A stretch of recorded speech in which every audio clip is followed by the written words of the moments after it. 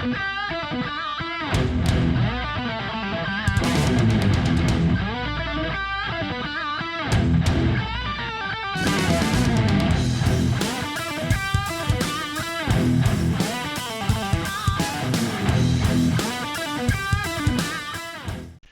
this is Max. Welcome back to another CSR2 video. Welcome to 2026. The first day of the year also happens to be the first day of a new season. I'm here with the American legend Chevelle Phoenix.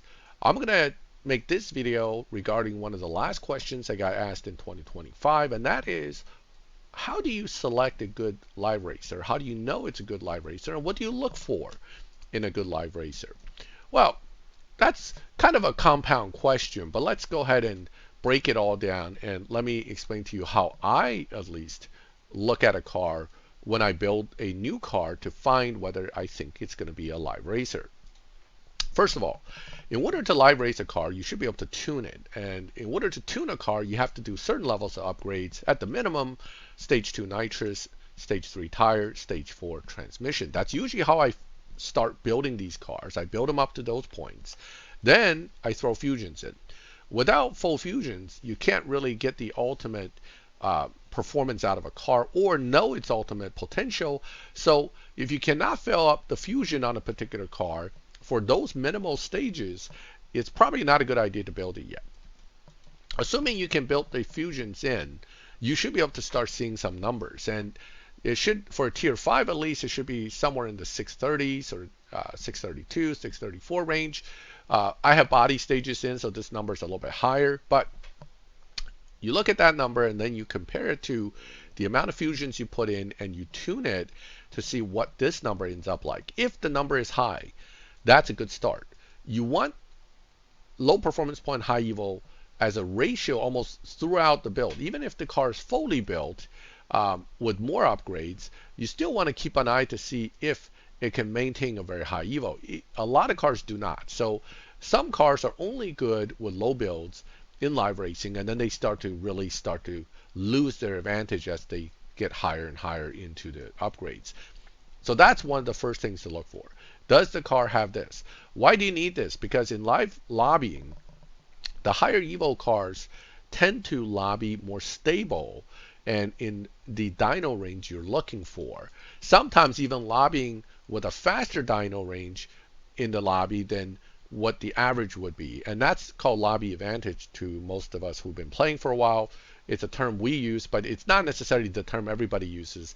Lobby advantage, the whole idea is that you have to understand live lobbies are based on dyno, and they're bracketed about 0.3 range, meaning if a guy has a dyno of 11.1, which is what my car has right now, you can run into cars that dyno anywhere within 0.3 of that from either direction, to be honest. But generally speaking, if your numbers are good, you should end up on the side of 11.1 and slower by 0.3, not faster, and that usually can get you a good run against other opponents that are a little bit slower. And therefore you don't have to push your car to win. And that's what I look for. How do you get to a good lobby? When you first jump into a lobby, don't run the car too hard. Take a few losses, run slow. That tends to let the computer set you into a slower lobby. So low performance point, high evo. That's one piece.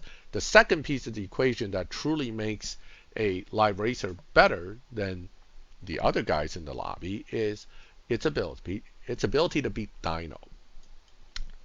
What is that? So beating dyno means if your car dynos a particular number in the dyno, okay, it says 11.123. We want to be able to run faster than that without adjusting parts through either just shift pattern or, as the case may be with some cars, tuning.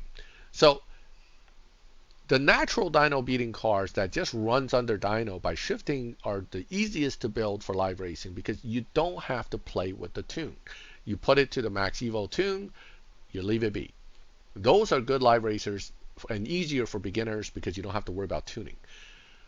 But a lot of cars that are good live racers at lower upgrades are dyno beating through tuning. And that's because the way the game is programmed, sometimes by messing with the final drive, the tire ratios, you can get what I call an Evo drop dyno beating tune. And this particular Phoenix is one of them. See here with the higher final drive, we're at 10.5. And as you lower it, it lowers slowly but surely. But at some point, it does what I would call a cliff drop, meaning it has a large drop in Evo really fast, like that. Now your car is the 11, 1, 2, 3 from one click away being a 10.5. So that's a cliff drop. When you have a car like this is a good car for live racing if you know how to control it, because now you can run faster than the 11.1 very easily, and you can control it. Having the ability to beat dyno isn't just so you can do it. It is a control margin, meaning if I can run faster than my dyno, that means I can stay ahead of the guy, and then near the end I can always slow down. But at least I know what I'm capable of, and if I'm capable of beating dyno, I have the advantage in a lobby of cars with the same dyno, right? So I can run a 10.6 on a 11.1, and I'm in the lobby with people running 11.3s. Does that mean I'm going to run 10.6? No.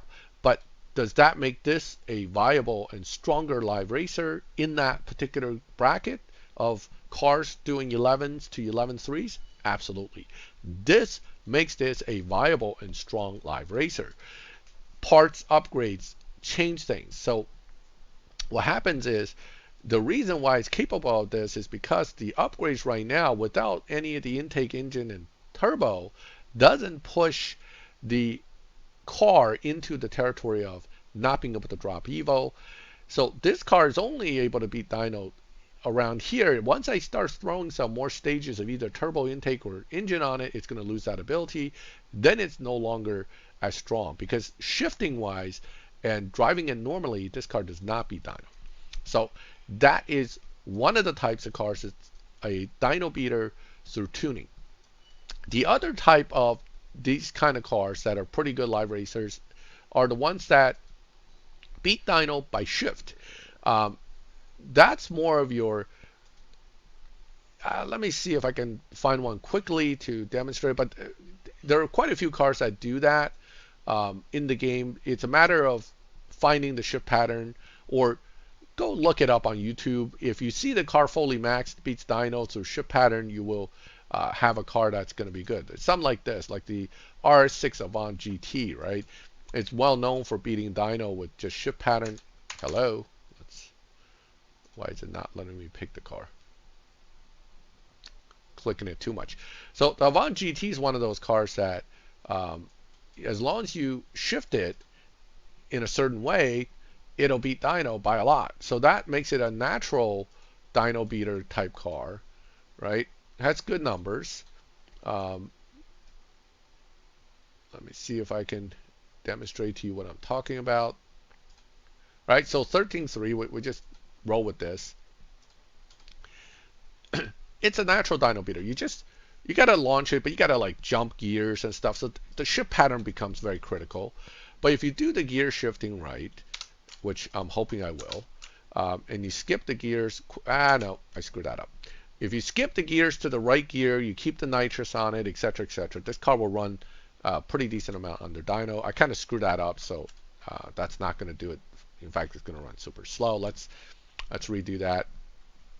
But this is one of those cars that is essentially a dyno beater by shift pattern.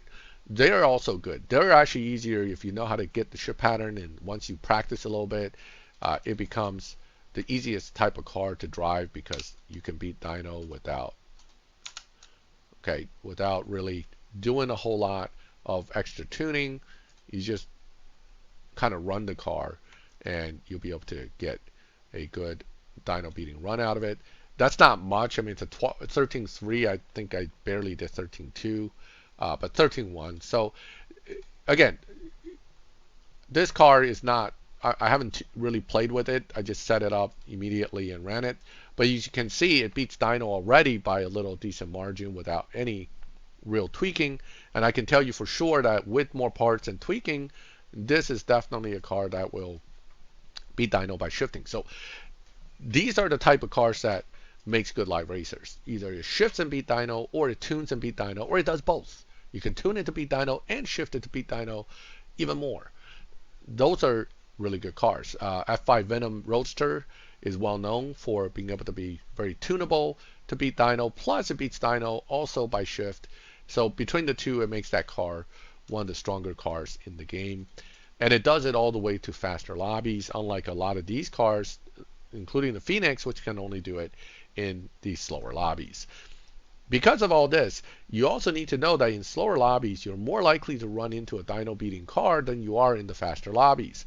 In 8s and 7s, there are limited number of cars that can beat dyno by a decent amount, but in the 10s, 11s, 12s, and eventually into the 13s, you can have maybe upwards of 60, 70 cars that can beat dyno a substantial amount and making them viable and competitive. So I like the slower lobbies because it's actually more fun in that sense. But keep that in mind when you're looking for a live racer, that what is good at a slower speed isn't necessarily going to stay good at a faster dyno speed. So that's really it. To recap, what I look for in a good live racer is on a minimal build, with fusions, you start to see high evo. That's the start. Then you test it, shift pattern, tuning. Can you get it to beat dyno? If you can get it to beat dyno at least 0.15 and more from what you're dynoing when you run the car, you have a decent live racer in the making. After that, it is a matter of how you drive the car, control it, which dyno bracket you set it into, what kind of opponents you run into. There are just many, many more factors before it'll be a dominating car in the lobby. But the basics is that high evo at any level upgrade, getting a lot of evo points from every fusion, and being able to beat dyno. Those are the key factors to a basically decent live racer. All right, that's a lot of talking for one kind of issue. So we're going to kind of call it here. I'll leave it open to you guys to ask me more questions if you like. If you have any specific questions based on what I discussed in this video, feel free to make it in the comments and I'll try to respond. If there's enough questions that another video is warranted, then I will try to expand on this particular information.